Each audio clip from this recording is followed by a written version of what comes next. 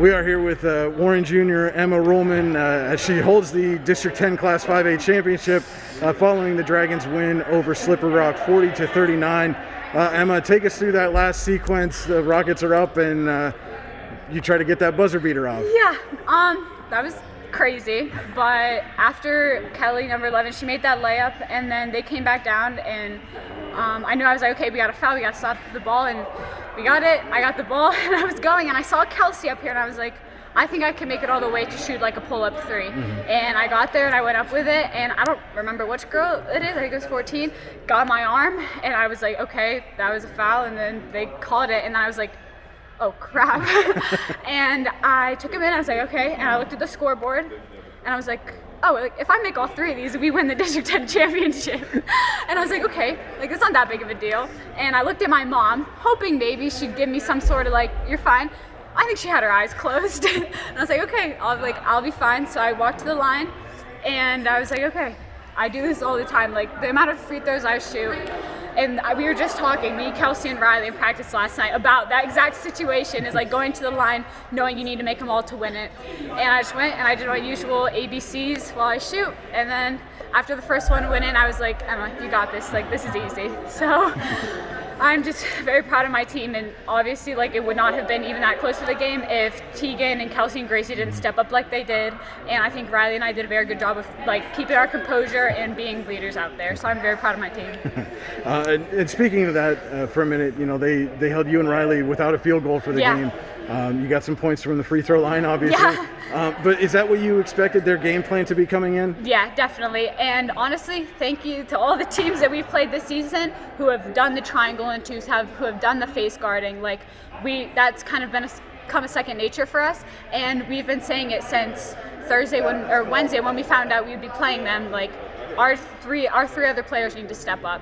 And I knew they would, because they want this so bad. And especially Tegan and Kelsey, they did not want today to be their last game. And I know that especially Riley and I did not want it to be the last time playing with them. So it was good. And how big was it for you guys, you know, just from a confidence standpoint, to come out first possession of the game and Gracie knocks down that big three?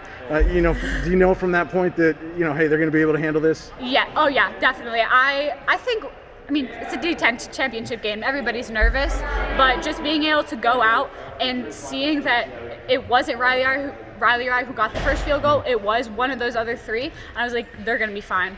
And Gracie, I have a very proud sister moment on that one, because she knocked down those shots today. So it was good. So you guys had the lead at halftime, which is something, you know, Slippery Rock's been down at the half the last couple of games. Did you talk about in the locker room having to control their offensive output in the third quarter? Yeah, my mom said we would go on the bench. She's like, listen, Slippery Rock is notorious for having kind of slow starts, slow first halves. They have very good second halves. So we knew coming into it, we were going to have to do that. And I told them in the locker room, Slippery Rock is a very good team. We're a very good team. We're going to take turns going on runs. We can't expect to just them not go on any runs throughout the entire game. So the biggest part was keeping our composure. They had a very good fan section and a very good bench energy. So just being able to keep our composure when they do go on those runs definitely helped a lot. And then they went on one of those runs to start the fourth quarter, come all the way back, take the lead. You know, at that moment, you guys call a timeout. What are you talking about on the bench there?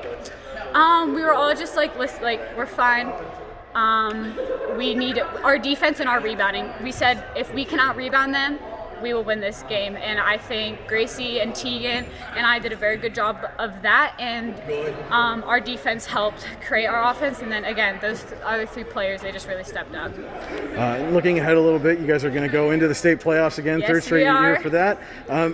What are you looking forward to, you know, going into this tournament, and what do you guys need to do to come away with your program's first win there? Well, it's definitely different this year. Like, they're only taking the winner from each district, so we're automatically, and I think she said the Elite Eight.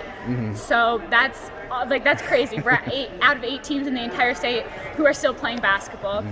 I think we're just looking to improve, and whoever we get, we're probably going to be the underdog. Like, we're probably going to get a Whitfield team. But just to have another week with my team and another game with them is going to be awesome. So I think it'll be very good, and we'll have good practices this week. All right, Warren Jr., Emma Ruhlman, congratulations, District 10 champion Dragons. Thank you, Emma.